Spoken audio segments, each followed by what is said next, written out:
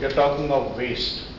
You're talking about constantly throwing away the old and replacing it by new, especially when you do not need that thing new. So that's fashion, whether we like it or not. Sustainability on the other side is trying to avoid waste, trying to avoid excessive consumption, trying to restrict the damage to the environment and so on. A new generation of students and faculty to guide them to think sustainable fashion from this semester onwards. We would like a lot of thinking and your experimentations, your innovations, your new ideas all to flow through this one little bit de novo channel which we want to create, because every institution needs to be differentiated. And if you have to differentiate, you need to say that okay, IIM stands for sustainable fashion, rather than just selling any kind of fashion. Therefore, then among the institutes, you will have also a very clear positioning. And that is why, when Anupama met me a few months back when we discussed, and she said she is going to be in India, I said that we must have this on the opening day of the students, because the focus of this should be right then and there placed to the students. So having said this, I have called this Planet, People and Profit. We have not had time to discuss how we are going to interview, but I thought it will be interesting to look at this context. I was just reading, I don't know how many of you read every year, Hindustan Lever's annual report. And if you have not started the habit, I suggest you do, because I find that it's always stimulating from the time of various people who have headed Hindustan Lever. I find some food for thought always coming out of that particular annual statement of the chairman, which appears as full page in almost all newspapers across the country. And yesterday when I was reading it, it struck me that I can start today's presentation with this. They call it a VUCA world. We are living in a VUCA world. VUCA stands for volatility, uncertainty, complexity and ambiguity. And absolutely well said. And this is the creation of US Army War College as usual. And they go on to talk about Nicholas Taleb. The latest book I also advise you to read is called Anti-Fragile. But this particular book, which deals earlier with black swans, says that our life earlier was predictable. But now life is no more so predictable, because outliers, the new word again, outliers which are like black swans suddenly appear and change everything. And that is what happened when September 11 happened, and the terrorist attack and the wide and almost rapid development of the internet, the Android telephones, which, how many of you use Android telephone? See, in the world average, I was just reading, it's 20% of the whole 70% population who are penetrated by mobile phones have already shifted to Android phone. So obviously we are living in that kind of a world, which is typically the volatility has really, the financial volatility was so bad in 2008. Several institutions which we all kept in great respect have all fallen like pins. And uncertainty every day, and complexity is increasing. And ambiguity, neither it is black nor white, it's somewhere in the grey. And the black swans keep changing their predictability to the world. And you have seen it in climate. You have seen tsunamis appearing, flash floods appearing, thousands of people just getting washed out. The recent tragedy in Uttarakhand. How many of you have been reading that? Thousands of people. Government is not even willing to admit how many people died, simply because it's a staggering figure. And it just came and changed the landscape. Professor and chairperson of Department of Apparel Merchandising and Design at St. Catherine's University. She has 20 years of teaching experience in fashion and apparel courses in India and US. Her doctoral research was focused on meaning of sustainability within the discipline of textiles and apparel. Through what it means for us in future. So that's based on the title that I got. And then I tried to pick up some of the resources that I thought were relevant when you're talking about future. So those are some images right there where a lot of organizations, whether they're non-profit or they are for-profit or companies, or they are looking into sustainability from different standpoints. Not only designing, but also from other standpoints of supply chain. So my presentation will start with just like a perspective or how you view things. Then I'm going to define and look at the scope of sustainability and social responsibility. Then I'm going to talk of triple bottom line or triple top line. That's how I call it, a top line versus bottom line, which Dr. Koshi has already mentioned. And obviously why you should care, why you're sitting here, why you should care about it. You want to design and enjoy your creations, be innovative, so why you should care. There are some examples, but I also have some examples from my student work which I have not included. I focus it more on industry, so that's how it is right now. But I am willing to talk to you after this session is over if you have any questions. Then I want to introduce Higg Index, which is a tool that's available free of cost to anyone. You can download it online and you can look at it and you can see how it helps you look into different aspects. So that's very important. And then I've also listed some resources that might be interesting and helpful for you, and then just kind of close the discussion.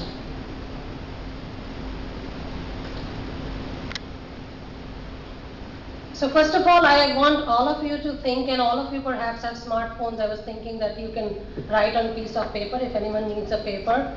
Write 5 words that come to your mind when you think of sustainability or corporate social responsibility or ethical fashion. And you don't need to know, if you don't know, you don't know. Just whatever comes to your mind, just type few words quickly, and then I'll give you a minute to do that, and then we can go over those words. Everyone, including faculty, including Dr. Koshi and Mr. Mehta.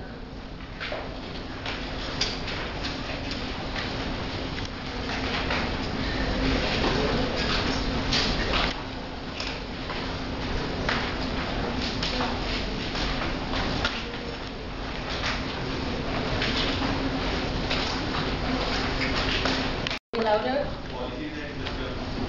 Policy and systems. Policy and systems. So are you mentioning systems thinking, or am I understanding it? All the planning done by our government. Okay, so policies for sustainability, right? Okay, wonderful. Capacity to endure. Handicrafts in modern fashion. Can you say that again? Bringing handicrafts in modern fashion. Okay, handicraft to modern fashion.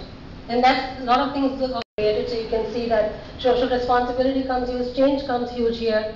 And then, no waste. I think someone talked about waste management. So we all are thinking in this global world, we all are thinking similar things. There might be, at that moment something offered to you. Maybe after 10 minutes you might think of something else, So, but the similar exercise, we all are thinking alike right now. Because we all have same technologies, we have same exposure to media, we have same knowledge base, because based on the internet, we have been able to share the same knowledge pattern. So now I want you to go through this video here. Give me a beer with me here.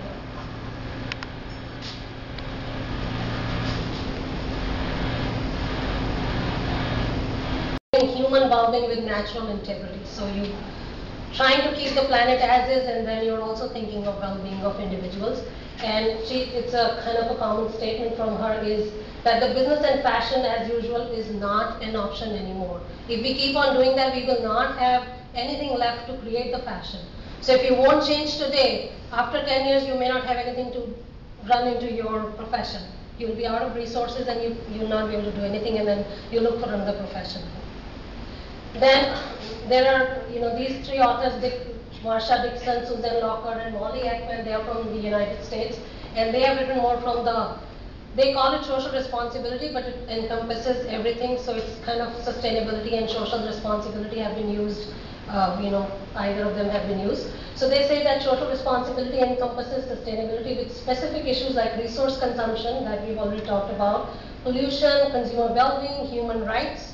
Someone already mentioned that. Health and safety, that's important too. Product affordability and quality. The other day I was at a workshop, we were making, one of the handicrafts, I think they were Madhubani paintings or something. And I saw that how those women were sitting in that small room without air. It was so congested, and they were still making, they were still painting. So we are harming their health by putting them into those situations just because we want to pay less for the paintings they're making. So we don't want to provide them the resources. So I think that community, you talked about that, how to take care of the community. I think that's important again. So now on to the triple top line, which again Dr. Koshi has mentioned. I really like this, particular model, although it's for built environment from the interior design, community or the school out of Colorado.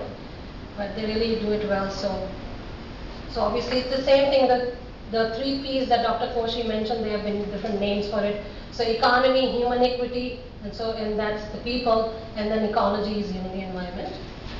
So they talk about the nature, so you're looking at, all the pieces in the nature, so that's important, and I think you all can read pretty quickly. Then the energy, which is again important, how we are using the energy. The health, the culture, which again Dr. Koshi you mentioned about, how we can use our Indian, the culture and the crafts we have, handicrafts we have, to best to our advantage, because that's our strength area, right? But it's not necessary that that's the only thing we want to design for, but at the same time, if you want to leverage on what we have, I think that's a good point that you made. And then obviously economics is, everyone wants to make money at the end of the day to eat their food. So that's important for whatever we do. So I think that's kind of, where I thought that this represents it well. So this is by the CSU Institute of Built Environment. And this is what I think you gave. So again, I have slightly different names here: economic, environment, social, and I think nobody would be confused on that. But I think, there's a possibility out there, and it's not necessarily, they do go against each other, because one is about change and one is not about change.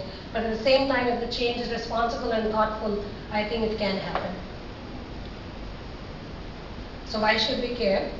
So this is like an ecological footprint, but it's per capita, so don't feel very happy about India. India is one of the, the lightest here, but it's per capita. But if you think about the population of India, it's going to add up and it will be perhaps second or third in the world. But otherwise, per capita, we are not, putting a lot of, and that could be because of the resources we have. But you can see a lot of developed world has, you can see how dark they are, US and all, like how bad their ecological footprint is. And then again, it happened because obviously, when you were trying to have industrialization and development, and that's what happens, you want to cut trees because you want to build things and things like that. But at the same time, it's causing some harm to the environment. So the problems we are in today, they were created because of industrialization and all. At that time, nobody was thinking, they were just thinking development.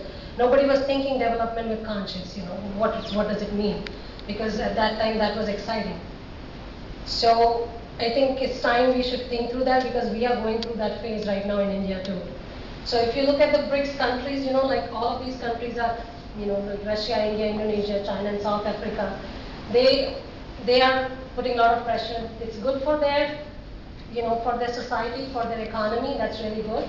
But at the same time, we have to think carefully that if we follow the same route as, what US did, what UK did, then again we'll land up into the same scenario again. So we have to do it sustainably. It's good to develop, but we have to do it sustainably. So some of the common issues that we see are pollution, population growth. That's happening. And again, we talked about those 2.5 worlds, into 2050 and 1.5 right now. We are using 1.5 of Earth right now, right? Then the climate change, he talked about those, the rainfall and everything. So that and it's happening worldwide. It's not just here. If you look at worldwide, the climate is a problem there. Then labor, energy scarcity. So we are running out of resources very fast. And some facts, fast fashion is growing, which is 40%. Inditex, Zara, which I saw it open here as well. So they are all fast fashion, but not necessarily very bad, because sometimes they're only producing small quantity and then the next design comes. So they are not having an inventory which you just keep saving. So it's not that they are bad, but they are fast fashion. Definitely they are creating garments that are quickly you want to throw them away because the quality is not built in. Then fiber consumption has increased, so that's going to strain fiber, and you will see the cost of fibers going up. 3% recycling, so people are not recycling as much. And as Dr. Koshi mentioned, we need regenerative capacity of 1.5 Earths. By 2050, we will need 2.3 Earths, and we don't have those, right? When cotton and oil prices, they are reaching all-time high, and the volatility of the cotton prices. And many of my students are working in industry. The moment the cotton prices go up, everything goes, haywire. Like, now what do I do? They're under so much stress. Like, cotton has gone up, now what I want to do? So and it's all happening because we don't have enough cotton. 7 out of 10 fashion companies are not focusing on managing environment and resources. So 3 are doing, so we are only few who are doing it. 8 out of 10 are not using cooperation and collaboration when they're looking at supply chain. So they're not looking at what's happening in their, if they're sourcing from one place or the other, so they're not looking at that yet. And 2 out of 3 companies are not engaging consumers. So they might be doing something good, but you don't know, because they're not communicating, they're not engaging you in the process. So that's another piece where consumer is not yet like highly excited about it, because you don't know. So you are kind of unaware. So it's kind of part of, I think, you as a future professional, that you need to also educate the consumer, not just do what you're doing, but educate them as well.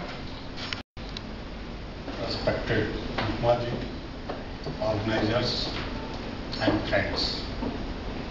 Madam Rakhi have given my brief introduction. Basically, I work with textile mills and marketing divisions. Now I am associated with a group who is involved in developing organic textiles and organic culture also. I feel that most of you get the theoretical parts and other details about fashion in future, knowledge from the speakers, magazines, institutions, etc. But I would like to detail what are the fibers, what are the natural and sustainable fibers, how they have to use, how they have to blend those, and we get the final products for that. I would like to discuss on those points.